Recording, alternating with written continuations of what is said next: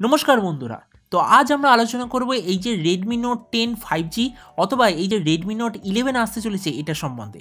এবার আপনার মনে হতেই পারে যে সবে তো Redmi Note 10 লঞ্চ হলো, তাহলে আমি 11 এর কথা কেন বলছি? আসলে বলা হচ্ছে চায়নাতে একটা স্মার্টফোন লঞ্চ হওয়ার কথা আছে, ওটার নাম হলো Redmi 20X, যেটা ইন্ডিয়াতে Redmi Note 10 সিরিজের 5G ভার্সন হিসেবে আসবে অথবা directly Redmi Note 11 5G smartphone নামে আসবে। আর এই স্মার্টফোনটা আগাম 2 মাসের মধ্যে ইন্ডিয়াতে লঞ্চ হবে।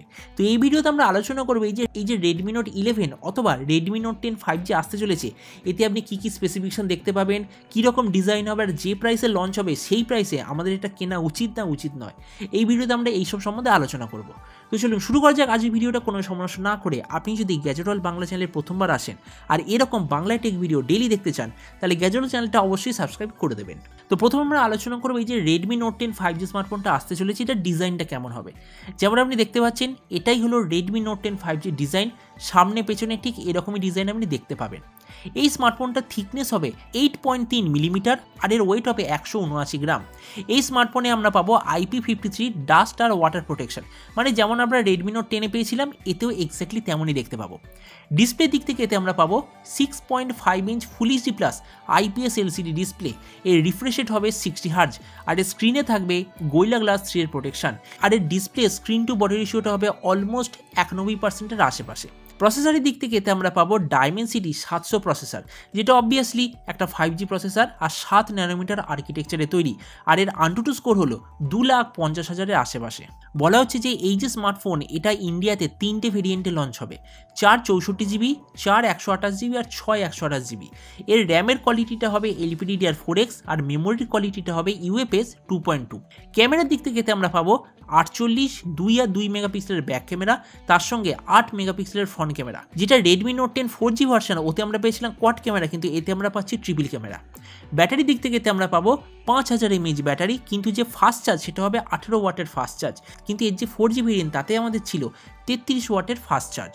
এরপরে অরিজিনাল Redmi Note 10 4Gর মতো এতে আমরা পাবো side mounted fingerprint sensor, USB type আর একটা স্মার্টফোনে যা সেন্সার থাকে সবকিছু এতে আমরা দেখতে পাবো। তো এবার সবচেয়ে মেইন জিনিস, এটার দামটা কত হবে।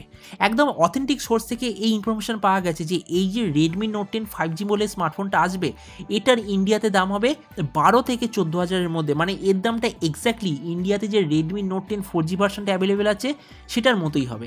আর বলা হচ্ছে যে লঞ্চ ডেট হলো মে মাসের একদম লাস্ট উইকে। তো এই ভিডিও লাস্টে আমি এবার আপনাকে বলতে চাইছি, দেখুন এই যে Redmi Note 10টা 1 মাস আগে লঞ্চ হয়েছে, ওই দামের মধ্যে এটা একটা খুবই ভালো স্মার্টফোন, টোটালি আনবিটেবল স্মার্টফোন, মানে 12,000 টাকায় Redmi Note 10-এর চেয়ে বেটার আমার মনে হয় না কোনো স্মার্টফোনে অ্যাভেলেবেল আছে।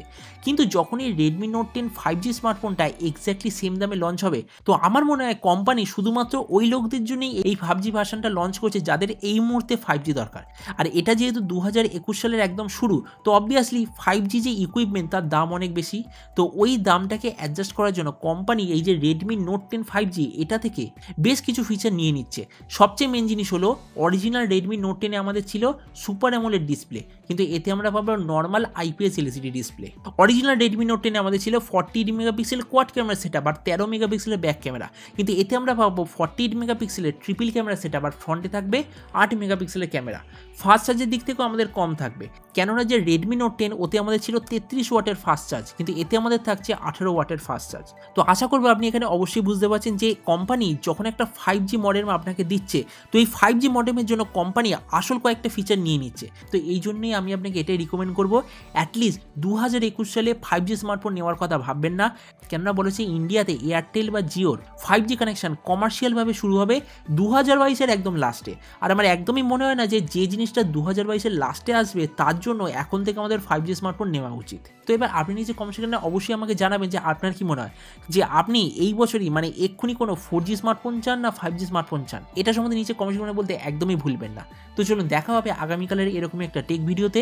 Till then stay tune and always remember, think positive, be positive. Thank you.